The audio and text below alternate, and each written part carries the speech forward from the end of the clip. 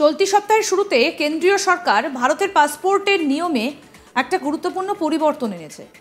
নতুন পাসপোর্টের নিয়ম অনুসারে 2023 সালের 1 অক্টোবরের পর যারা ভারতে জন্মেছেন তাদের জন্মের প্রমাণপত্র জমা দেওয়ার নিয়মে পরিবর্তন এসেছে।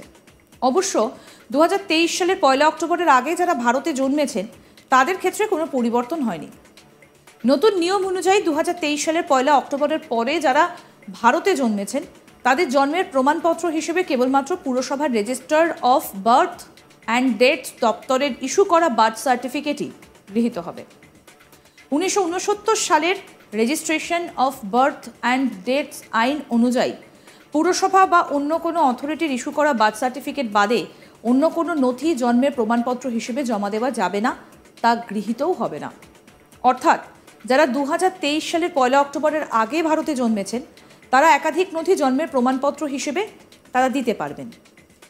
কিন্তু 2023 সালের 1 অক্টোবরের আগে জন্মগ্রহণকারীদের জন্য পাসপোর্ট নিয়ম ঠিক কী, আসুন সেটাও আপনাদেরকে একবার বলি। প্রথমত, registration of birth and death act 1996 অনুযায়ী জন্মের প্রমাণপত্র ইস্যু করার ক্ষমতা থাকা কোনো অথরিটি বা পুরসভার রেজিস্টার অফ বার্থ অ্যান্ড ডেথসের দেওয়া বার্থ সার্টিফিকেট। দ্বিতীয়ত, স্বীকৃত বোর্ডের অধীনস্থ স্কুল থেকে ইস্যু করা মাধ্যমিকের সার্টিফিকেট বা স্কুল লিভিং সার্টিফিকেট। তৃতীয়ত, ইনকাম ট্যাক্স ডিপার্টমেন্টের ইস্যু করা প্যান কার্ডে জন্ম তারিখের উল্লেখ থাকতে হবে। চতুর্থ, সরকারি চাকুরিজীবীরা সার্ভিস রেকর্ড বা পেনশন অর্ডার অফিসার ইনচার্জকে দিয়ে অ্যাটাস্টেড করে জমা দিলে তার জন্মের প্রমাণপত্র হিসেবে গৃহীত হবে। পঞ্চম, ট্রান্সপোর্ট দপ্তরের ইস্যু করা ড্রাইভিং লাইসেন্সও জন্মের প্রমাণপত্র হিসেবে গৃহীত হয়। ষষ্ঠ, ইলেকশন কমিশন অফ ইন্ডিয়ার ইস্যু করা ভোটার কার্ডও জন্মের প্রমাণপত্র হিসেবে গৃহীত হবে। সেক্ষেত্রে ভোটার কার্ডে অবশ্যই জন্মের তারিখের উল্লেখ থাকতে হবে। সপ্তম, ভারতীয় জীবন বীমা কর্পোরেশন বা বীমা পলিসির ধারকের জন্ম তারিখ সহ পাবলিক কোম্পানির জারি করা পলিসি বন্ড। কালার কোডিংয়ের নতুন নিয়ম হলো সরকার বিভিন্ন ব্যক্তির জন্য নতুন রঙের কোডেড পাসপোর্টও ইস্যু করেছে। কূটনৈতিক পাসপোর্ট হোল্ডাররা লাল পাসপোর্ট পান, সরকারি আধিকারিকরা পান সাদা পাসপোর্ট, অন্যরা নতুন পাসপোর্ট নিয়মে নীল পাসপোর্ট পান। নতুন নিয়মে কি বলা হয়েছে? 2023 সালের 1 অক্টোবর বা তার পরে জন্মগ্রহণকারীর ক্ষেত্রে জন্ম তারিখের একমাত্র বৈধ প্রমাণ হলো জন্ম ও মৃত্যু রেজিস্টার্ড বা জন্ম ও মৃত্যু নিবন্ধন আইন 1969 অধীনে ক্ষমতাপ্রাপ্ত কোনো কর্তৃপক্ষের জারি করা জন্ম শংসাপত্র। নতুন নিয়মগুলো ইতিমধ্যেই পাসপোর্ট সংশোধন বিধিমালা 2025 নামে কার্যকর হয়েছে। সরকারের পক্ষ থেকে পাসপোর্ট বিধিমালায় আর কোনো পরিবর্তন আনা হয়নি। 1980 সালের পাসপোর্ট বিধিতে সংশোধনী কার্যকর করার জন্য 24শে ফেব্রুয়ারি বিবৃতি জারি করেছিল কেন্দ্রীয় বিদেশ মন্ত্রক। সেখানেই পরিষ্কার জানানো হয়েছিল 1967 সালের পাসপোর্ট আইনের 24 নম্বর ধারার অধীনে পুরনো নিয়মে বদল আনা হচ্ছে। 2025 সালের পাসপোর্টের নিয়ম মেনে এবার থেকে সকল বিধি কার্যকর হবে। নয়া নিয়ম চালু করার দিন থেকে নয়া সংশোধনী আইন কার্যকর হবে বলে জানা গিয়েছে। এবার আপনাদের বলি, শক্তিশালী পাসপোর্টের নিরিখে কোন স্থানে আসে ভারত। ব্রিটেনের হেনলি অ্যান্ড পার্টনার্স প্রকাশিত রিপোর্ট অনুযায়ী এবছর বিশ্বের শক্তিশালী পাসপোর্টের তালিকায় শীর্ষস্থান অর্জন করেছে সিঙ্গাপুর। এদিকে এই তালিকার সবার শেষে আছে আফগানিস্তান। রিপোর্ট অনুযায়ী সিঙ্গাপুরের পাসপোর্টধারীরা আগাম ভিসা ছাড়া 193টি দেশ ভ্রমণ করতে পারেন। এই তালিকায় ভারত আছে 80তম স্থানে। ভারতীয় পাসপোর্টধারীরা 56টি দেশে আগাম ভিসা ছাড়া ভ্রমণ করতে পারেন। এদিকে দক্ষিণ এশিয়ার দেশগুলোর মধ্যে সবথেকে শক্তিশালী পাসপোর্ট মালদ্বীপের। তারা তালিকার 52তম স্থানে আছে। তাদের দেশের পাসপোর্ট করে 93টি দেশে বিনা ভিসায় ভ্রমণ করা যায়। এবার আপনাদের বলি কোন কোন দেশে ভিসা ফ্রি এন্ট্রি পাবে ভারত। ভারতীয় পাসপোর্টধারীরা 56টি দেশে আগাম ভিসা ছাড়া ভ্রমণ করতে পারবেন।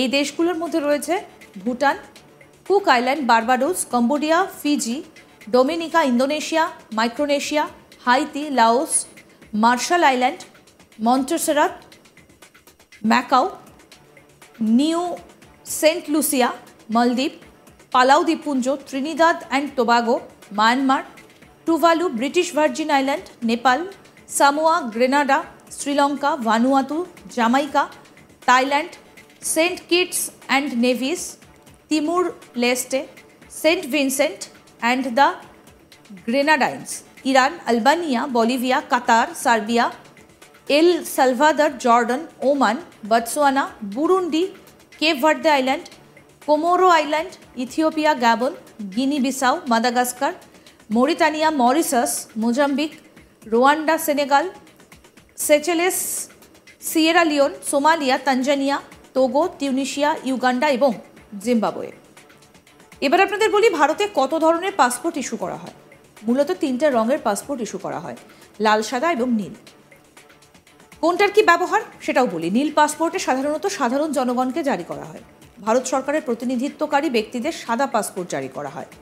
ভারতীয় কূটনীতিকদের একটি পাসপোর্ট থাকে, সেই পাসপোর্টের রং হয় হচ্ছে লাল।